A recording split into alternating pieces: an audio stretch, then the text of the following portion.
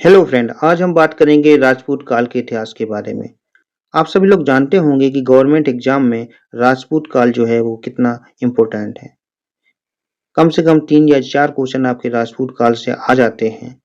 यदि हम राजपूत काल की बात करें तो इसमें बहुत से वंशों का उदय हुआ और पतन हुआ। इसमें आपके गुर्जर प्रतिहार वंश आते हैं, चौहान वंश आते हैं, गहरवाल वंश आते हैं, परमार वंश आते हैं, चालुक्य वंश आते हैं, चंदेल वंश आते हैं, चेदी वंश आते हैं, पाल वंश आते हैं, सेन वंश आते हैं। लेकिन ये जो लेक्चर है वो केवल आपके पैट एग्जाम से रिलेटेड है, तो उसमें केवल 3 ही जो आपके वंश है उनके बारे में बात की गई है। पहला आपका गुर्जर वंश है, दूसरा आपका गहरवाल वंश और तीसरा आपका चौहान वंश। इन तीनों के रिलेटेड मैंने एक सिंपल सा नोट तैयार किया है, जो आपका केवल आधे पेज का है। ये नोट जो है वो आपके एग्जाम के प्रोस्पेक्टिव से बहुत ही इम्पोर्टेंट है। आप कोई भी एग्जाम हो उसमें आप क्विक रिवीजन जो है उसी नोट से आप कर सकते हैं। ये आपके राजपूत काल से रिलेटेड एक आधे पेज का नोट है, जो बहुत इम्पोर्टेंट है आपके पैट एग्जाम से रिलेटेड। तो चलिए स्टार्ट करते हैं। जब हम राजपूत काल की बात करें तो हमें सबसे पहले देखना है कि राजपूत काल कब से स्टार्ट हुआ और कब इसकांत हुआ। तो इसमें लोग कहते हैं कि ये आपके 800 ईस्वी से आपके 1200 ईस्वी तक आपका ये काल चला। इसमें बहुत से वंश आए, लेकिन यदि हम पैट एग्जाम से रिलेटेड इसमें पूछें तो आपके गुर्जर प्रतिहार वंश, गहरवाल वंश और चौहान वंश आते हैं। तो चलिए स्टार्ट करते हैं गुर्जर प्रतिहार वंश से। जब हम गुर्जर प्रतिहार वंश की बात करें तो सबसे पहले हमारे दिमाग में आता है कि इसके संस्थापक कौन थे। तो इसके जो संस्थापक थे वो आपके नागभट्ट प्रथम थे। नागभट्ट प्रथम को मच्छिलों का नाशक भी कहते हैं। ये आपका ग्वालियर की जो प्रशस्ति है उसमें आपका मेंशन है।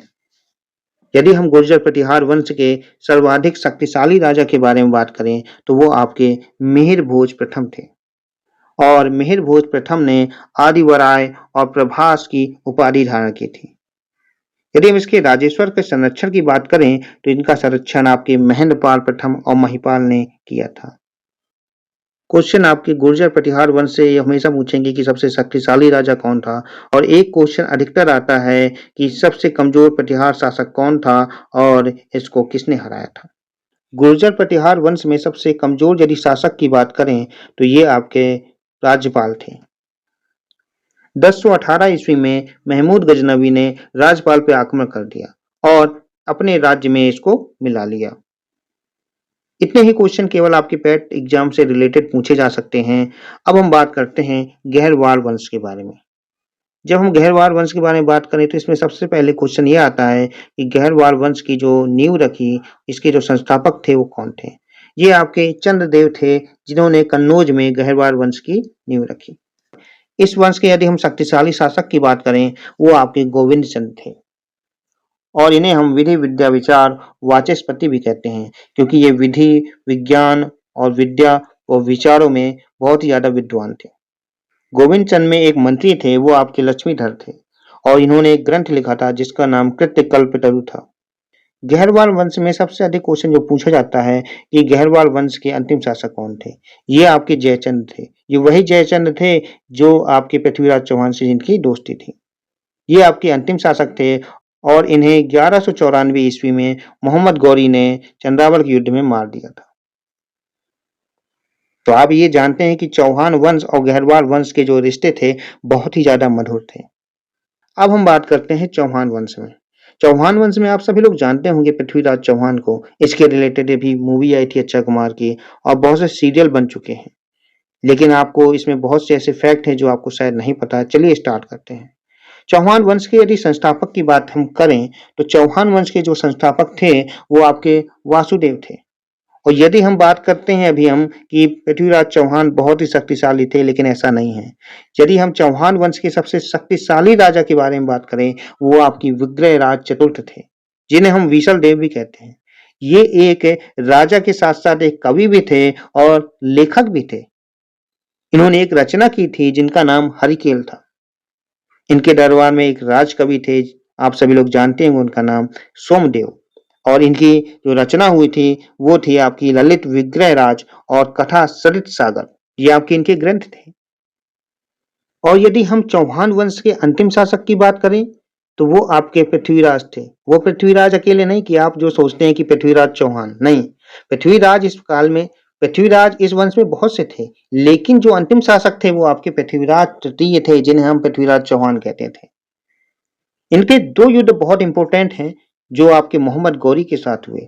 पहला युद्ध आपका 1191 में हुआ, ये युद्ध आपका तराइन के मैदान में हुआ और इसमें मोहम्मद गौरी हार गया। लेकिन पृथ्वीराज चौहान ने इनको छोड़ दिया। लेकिन मोहम्मद गौरी कहाँ मानने वाला था?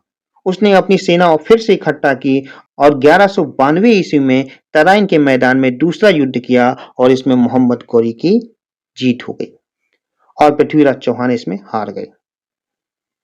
ये क्वेश्चन आपका हमेशा पूछा जाएगा कि आखिर क्या रीजन थे कि तराइन के दूसरे युद्ध में मोहम्मद गौरी जीत गया और पृथ्वीराज चौहान हार गए।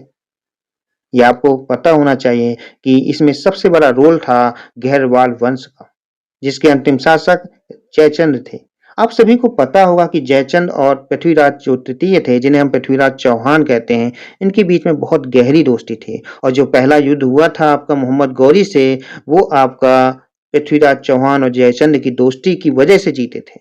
लेकिन क्या है, समय के साथ बहुत चीज चेंज हो जाती हैं और इसमें जयचंद जो थे वो पृथ्वीराज चौहान से खफा हो गए, जिस वजह से इन दोनों की दोस्ती टूट गई और जयचंद जो थे वो आपके मोहम्मद गौरी से मिल गए। इसलिए जो दूसरा युद्ध है वो आपके पृथ्वीराज चौहान हार गए। अब यदि बात करते हैं कि आखिर हमें पता कैसे है कि भाई उस समय क्या हुआ, हमें 100 साल पुराना नहीं पता कि कौन कहाँ था, हम कैसे जाने? पृथ्वीराज चौहान के एक और भी दोस्त थे जिनका नाम चंद्रबल राय था।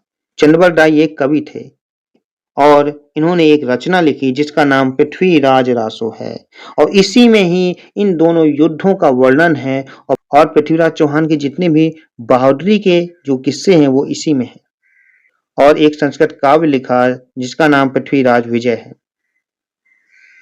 इसमें ही इनके बारे में लिखा हुआ है। कहते हैं कि 16 बार आक्रमण किया, इसमें तो ये लिखा है, लेकिन ऑफिशियल तरीके से यदि हम बात करें तो पृथ्वीराज चौहान और मोहम्मद गौरी के बीच केवल 2 ही युद्ध हुए थे।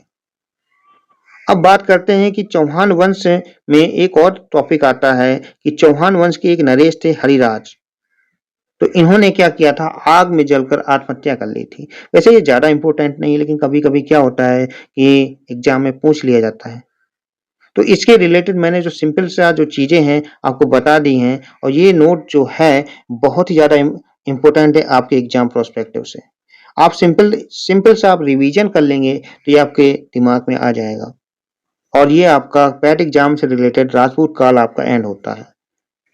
मुझे आप लोगों पे विश्वास है कि मेरी जो मेहनत है आपके कुछ ना कुछ काम तो आएगी और यदि नहीं आए तो इसके लिए माफ़ी चाहते हैं।